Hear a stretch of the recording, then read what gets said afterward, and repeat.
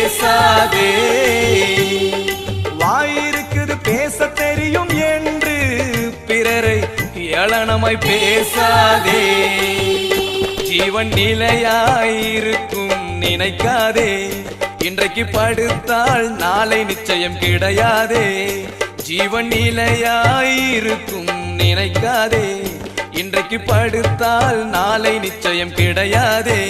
பெருமை உள்ளவனுக்கு தேவன் எதிர்த்து நிற்கிறார். தாழ்மை உள்ளவனுக்கு அவரே கிருபை அளிக்கிறார். பெருமை உள்ளவனுக்கு தேவன் எதிர்த்து நிற்கிறார். தாழ்மை உள்ளவனுக்கு அவரே கிருபை அளிக்கிறார். நாங்களோ